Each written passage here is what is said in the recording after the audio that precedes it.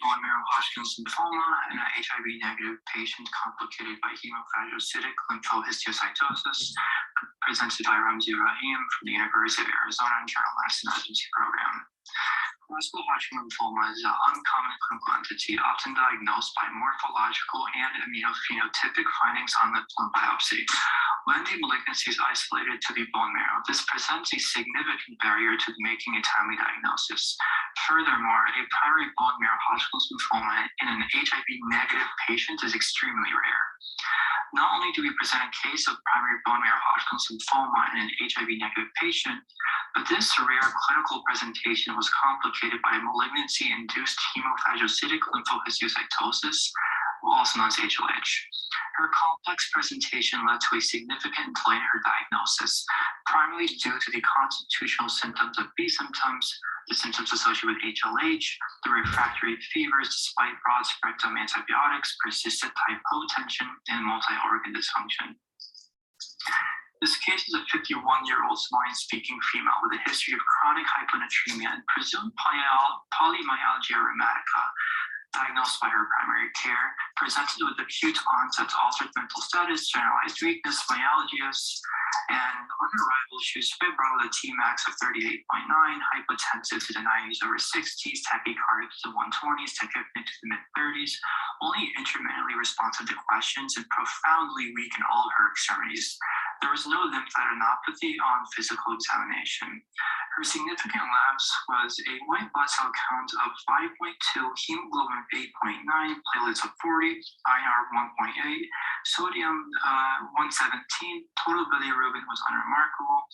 Her AST was elevated at 223, ALT elevated at 103, alk phos was elevated at 196, lactic acid was mildly elevated at 2.5.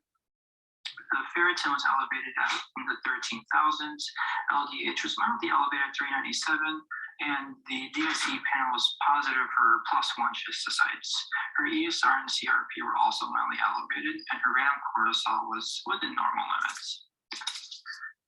So our patient was admitted to the medical intensive care unit for symptomatic hyponatremia 117 and systemic inflammatory response with unclear infectious etiology. While in the MICU, she had an MRI of the brain, which was concerning for central pontine neurolysis. A CT chest, abdomen, pelvis with contrast was also done, which was unremarkable for any axillary, supraclavicular, mediastinal, hilar, or retroperitoneal lymphadenopathy.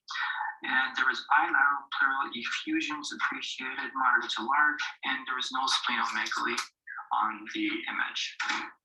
Extensive infectious workup was done, including blood cultures, fungal blood cultures, urine cultures, GI PCR panel, hepatitis, phenococcidiomycosis, Coxiella, rickettsia, serologies, malaria serology given the fact that she was from Africa, and Epstein-Barr virus. Everything was unremarkable except the Epstein-Barr virus serology. Lumbar puncture for infectious etiology was also unremarkable. A thoracentesis of her bilateral pleural effusions was done, and it showed a transudate process. That was indicative of any infectious etiology. Patient had several days of persistent high-grade fevers despite broad-spectrum antimicrobials. On hospital day 13, she acutely decompensated with persistent fevers and tachycardia over 160 beats per minute. Readmission into the MICU for intubation given her hypoxemia and respiratory distress, along with vasoactive medications for her persistent hypotension and a rising lactate over 7.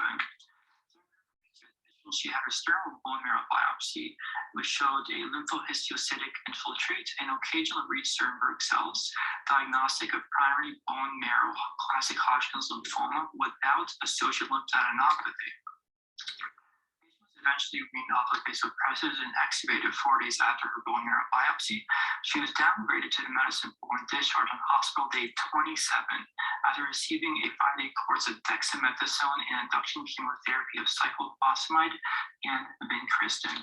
Additionally, labs eventually resulted for her HLH labs, which showed minimal function of NK cells around 2%, elevated IL-2, and an increased CXCL9 activity. So we present an HIV-negative patient with a rare presentation of rapidly progressive primary bone marrow Hodgkin lymphoma. Our patient is the 5th case of this HIV-negative Epstein-Barr virus Hodgkin lymphoma, and also the 2nd female to date to be diagnosed. She was also the youngest patient to be diagnosed. The other patients with this same clinical diagnosis were 55 years and older. Furthermore, she is the only HLH-associated primary bone marrow Hodgkin lymphoma case to survive her hospital admission to receive post-diagnosis chemotherapy. However, unfortunately, our patient's diagnosis was significantly delayed due to her complicated presentation, compounded by secondary malignancy-induced HLH. In the literature, there are several cases of HLH mimicking septic shock with a fever of unknown origin or refractory hypotension, similar to our patients. There are also reports of secondary HLH from Hodgkin's lymphoma and Epstein-Barr virus. However, it is unusual for these cases to not only lack both lymphadenopathy and a mediastinal mass, but to also occur in HIV-negative patients. There was an initial concern for HLH in our patient, given her elevated ferritin to the 13,000s, her bicytopenia, her high-grade fevers, and her refractory hypotension. However, the triglycerides were within normal limits, and there was no splenomegaly on imaging. Bone marrow biopsy did not show overt hemophagocytosis. Thus, the HLH treatment was deferred because we could not make the absolute diagnosis at that time. Histologic hemophagocytosis is typically absent in up to 30% HLH cases, whereas a soluble CD25 is very specific for HLH. Ultimately, our patient was found to have a minimal function of natural killer cells, an elevated IL-2, and an increased CXCL9 activity, indicating that our patient in fact did meet criteria for HLH. However, this was done after the bone marrow biopsy, which confirmed her Hodgkin's lymphoma diagnosis.